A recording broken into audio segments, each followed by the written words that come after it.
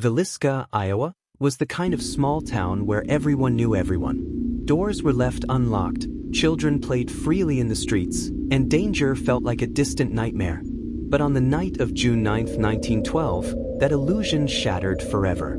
In the dead of night, a shadow crept through the Moore family home, wielding an axe that would change the town forever. When the morning sun rose, 8 people lay dead, 6 members of the Moore family and 2 visiting children, their skulls caved in by a relentless, unseen force. But who could have committed such a brutal crime? And more importantly, why did they never strike again?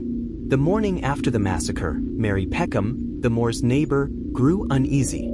The usually bustling home was eerily silent. The curtains were drawn, the animals unfed. When no one answered her knocks, she called for help. Inside, a scene from hell awaited.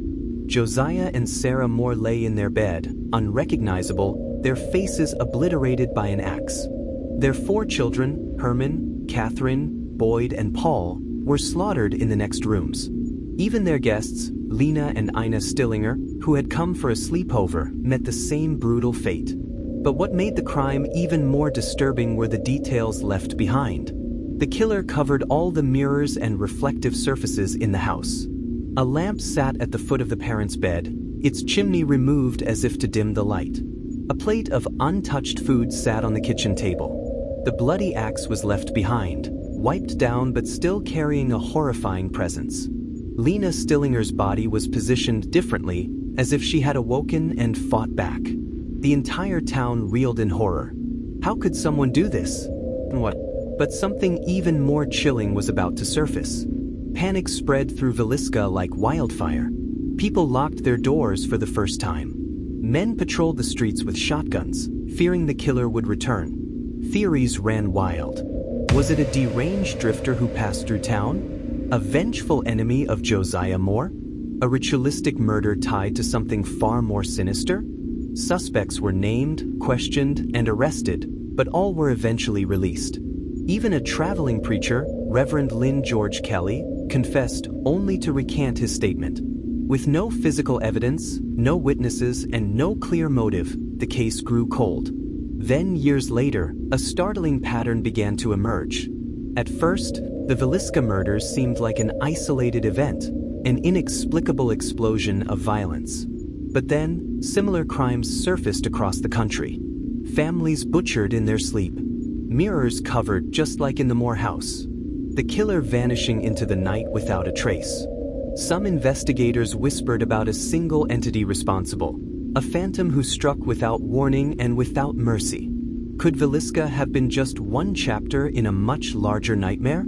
Some believed it was the work of a wandering serial killer, moving from town to town, striking at random. Others whispered darker theories, that the house itself was cursed, luring in the unsuspecting before devouring them whole. Then, just as suddenly as it had begun, the killings stopped. But Villisca would never be the same again. Over the decades, the Moore house became a dark legend. Visitors claimed to hear whispers in the empty rooms, to see shadowy figures moving in the darkness. Some have reported the sound of children's laughter, echoes of a night that ended in horror. Paranormal investigators, skeptics, and thrill-seekers have all ventured into the house. Many leave shaken, convinced that something still lingers there. But perhaps the most terrifying thought isn't that the spirits of the victims remain. Perhaps somewhere out there, the killer does too.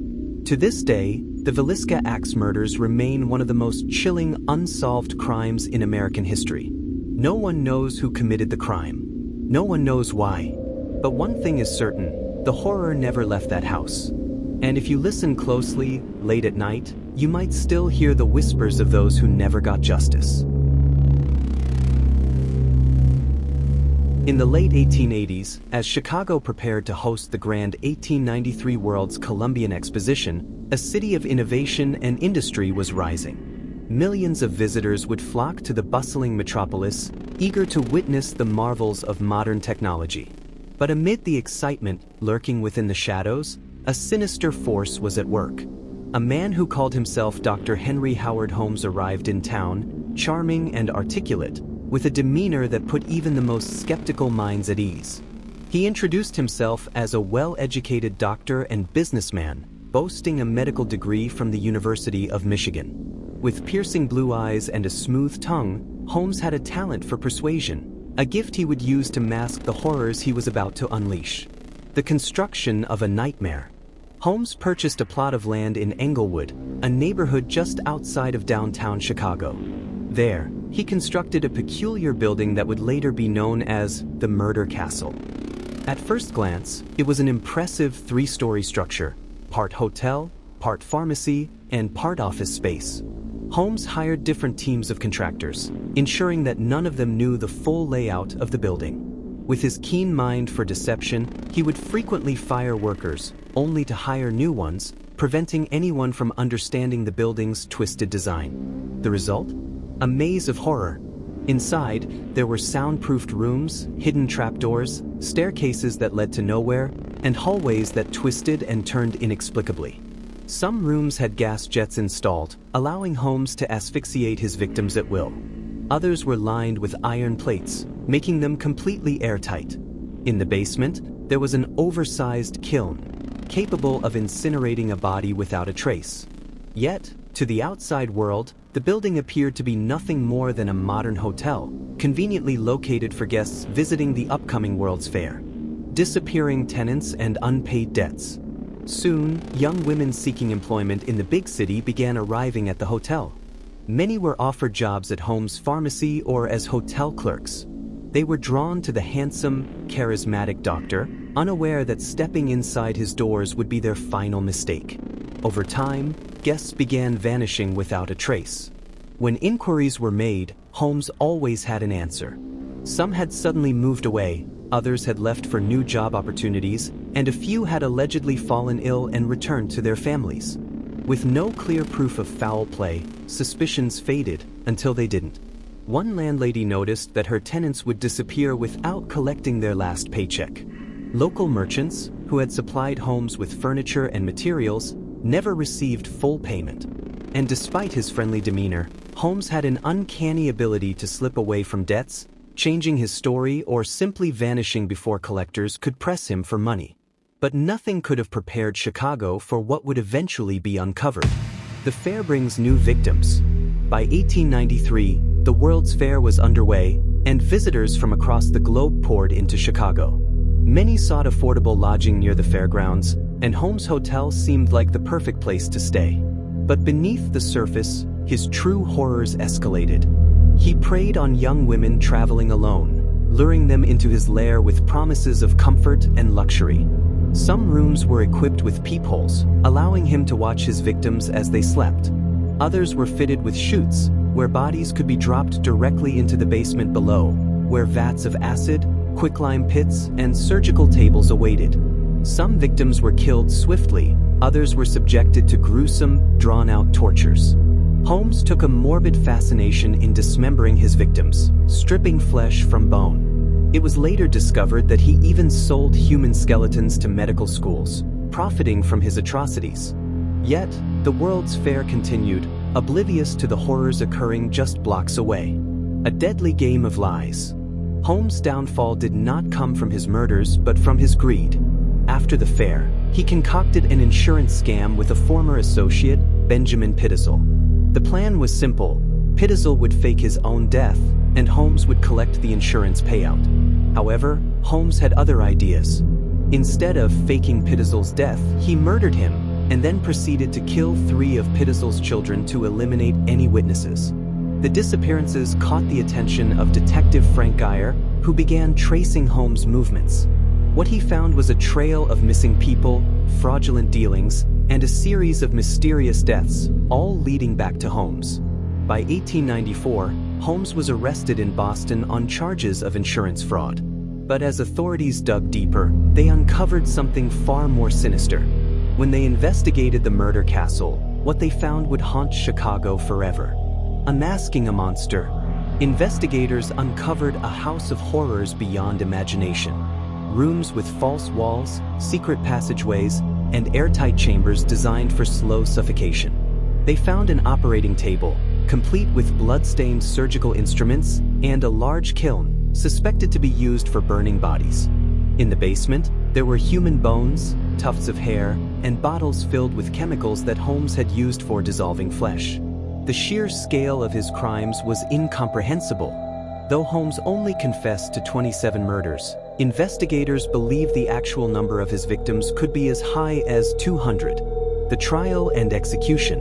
Holmes stood trial in 1895 for the murder of Benjamin Pittisell. His chilling testimony, delivered with calm detachment, stunned the courtroom. He spoke openly about his crimes, though he claimed that he was possessed by the devil himself. After being found guilty, he was sentenced to death by hanging. On May 7, 1896, Holmes stood on the gallows in Philadelphia. His final words? A chilling statement. "I was born with the devil in me." When the trapdoor beneath him opened, his death was slow. His neck did not snap, and he struggled for nearly 15 minutes before finally succumbing. Legacy of the Murder Castle. The Murder Castle was later mysteriously destroyed by fire, though rumors persisted that it was haunted by the spirits of Holmes' victims. Holmes' legacy remains one of America's most horrifying stories, a tale of charm, deception, and unparalleled cruelty. His ability to blend into society, despite the monstrous crimes he committed, serves as a grim reminder that sometimes evil wears a smile. Even today, the mere mention of H.H. Holmes conjures images of hidden chambers, gas-filled rooms, and the unsuspecting souls who checked into his hotel, never to be seen again.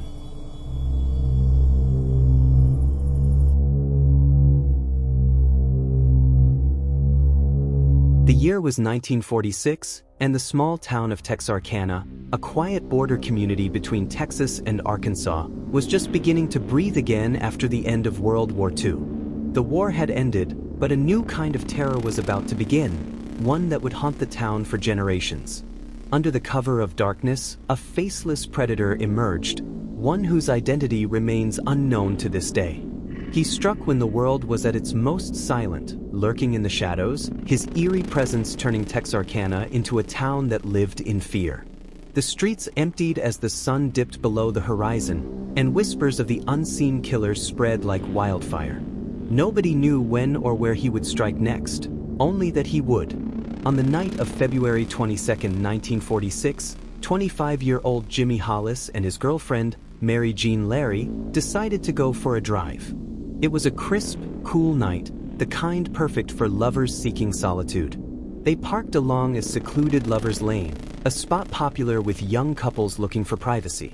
As they whispered in the dark, the sudden glare of headlights flooded their car. A shadowy figure approached, wearing a white mask with eye holes cut out, a haunting, ghost-like presence. Before they could react, the stranger barked orders. "Get out of the car." Jimmy and Mary Jean obeyed.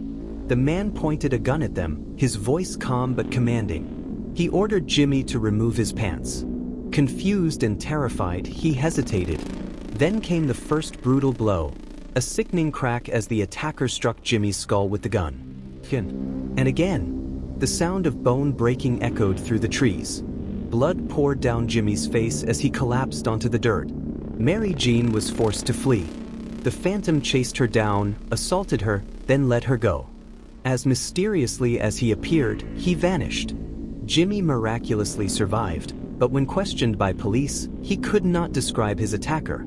The only certainty was this: Texarkana had a phantom in the night, and he wasn't finished. Just 1 month later, the Phantom struck again. It was March 24, 1946.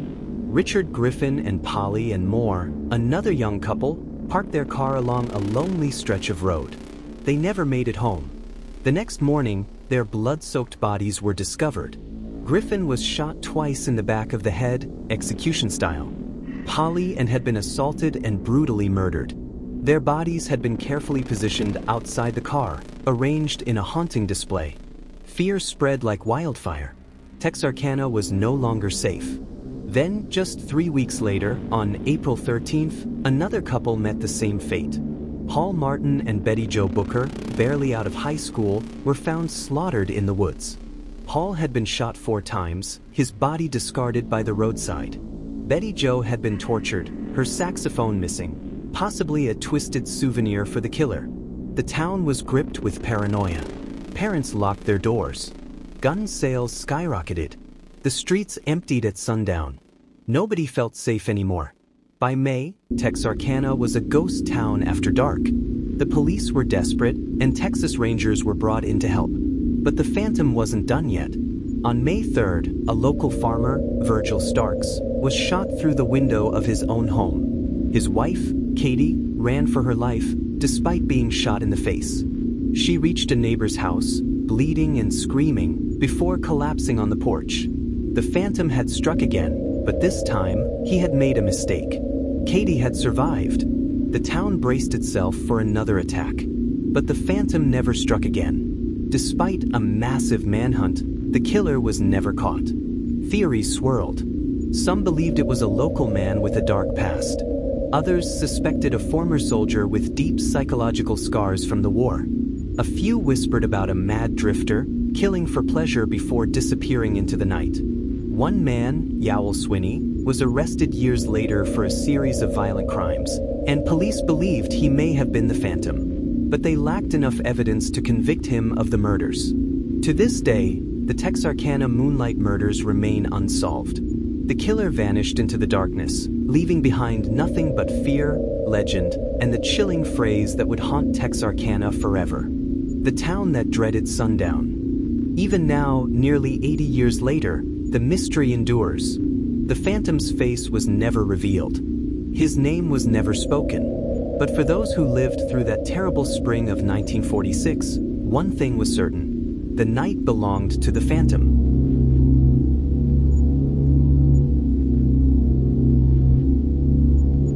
It was a cold January morning in Los Angeles, 1947, when the city awoke to a horror that would haunt it for decades. The City of Angels, bathed in golden light and brimming with post-war optimism, was about to become the setting for one of the most gruesome and infamous murders in American history. The victim, a young woman with dreams of fame and fortune, brutally silenced before she ever had the chance to shine. What began as an ordinary day for a local housewife would soon turn into a nightmare beyond comprehension. As she strolled through the empty lots of Leimert Park, she saw what she first believed was a discarded mannequin. But as she approached, reality set in. It wasn't a mannequin. It was a woman. Or at least, what was left of her. On January 15, 1947, the body of a young woman was found in an abandoned lot on Norton Avenue. She was severed in half at the waist, her pale skin a stark contrast against the dark earth beneath her.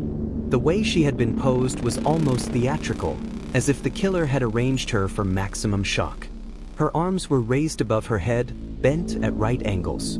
Her face bore a horrific Glasgow smile, her mouth slashed from ear to ear, frozen in a grotesque grin. There was no blood at the scene, suggesting she had been killed elsewhere and meticulously cleaned before being dumped. Police were stunned. The brutality of the crime was unlike anything they had ever seen. Then came the first clue to her identity: Elizabeth Short, a 22-year-old aspiring actress. Elizabeth, or Beth, as her friends called her, had come to Hollywood like so many others, chasing stardom. Born in Massachusetts, she had spent her youth dreaming of being in the movies, of gracing the silver screen with the grace of Veronica Lake or Rita Hayworth. But like so many hopefuls, Elizabeth found that fame was elusive. She bounced from job to job, working as a waitress, socializing with servicemen, and drifting through the glittering yet unforgiving world of Hollywood nightlife. She was known for her striking jet black hair and porcelain skin, her allure earning her the nickname, the Black Dahlia, a reference to the film Nor the Blue Dahlia. Yet beneath the glamour, her life was filled with hardship. She had no steady income, no real place to call home. She was often seen in the company of different men, some wealthy, some dangerous, all with their own secrets.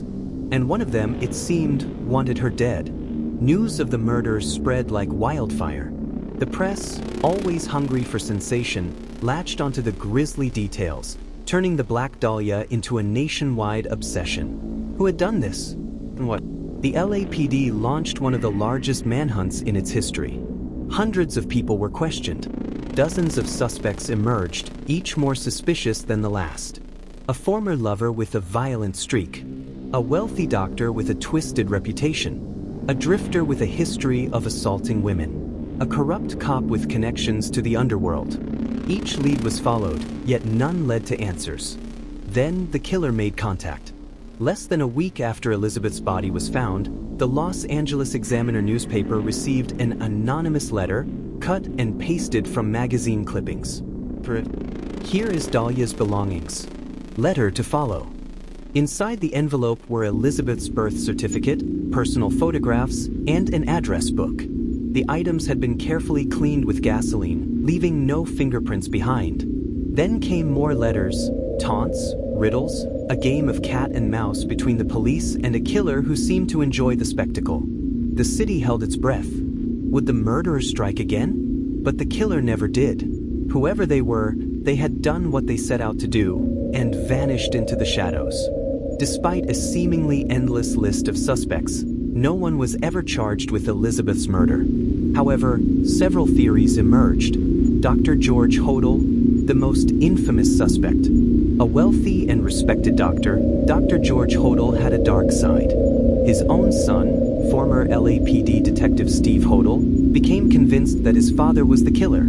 Evidence suggested that Hodel had medical training consistent with how Elizabeth was dissected. Tapes recorded by police even captured him saying, "Supposin' I did kill the Black Dahlia.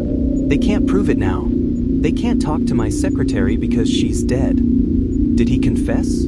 Or was it another dead end? A police cover-up? Some believe that corrupt LAPD officials knew who the killer was but covered it up to protect the wealthy elite of Los Angeles. The evidence? Lost files, missing reports, and the sudden closing of the case when certain names came up. Did powerful figures in Hollywood or law enforcement have something to hide? A serial killer's calling card? Another theory suggests Elizabeth was the victim of a sadistic serial killer who may have killed other women in a similar fashion. Some link her murder to the Cleveland Torso Murders, a series of killings in the 1930s where victims were also severed in half. Could the same person have struck again this time, in Los Angeles? Despite countless investigations, documentaries, and confessions, the Black Dahlia murder remains unsolved. Decades have passed, but the mystery still grips the world. Books have been written, movies have been made, theories still circulate, but the truth remains just out of reach. Whoever killed Elizabeth Short wanted more than just her life. They wanted her story to be remembered, and they succeeded. Even today, her face remains frozen in time, a dark legend, a tragic Hollywood starlet who never had the chance to shine. But perhaps the most chilling thought of all? Her killer might have lived out the rest of their life, free, watching, smiling, knowing they got away with murder.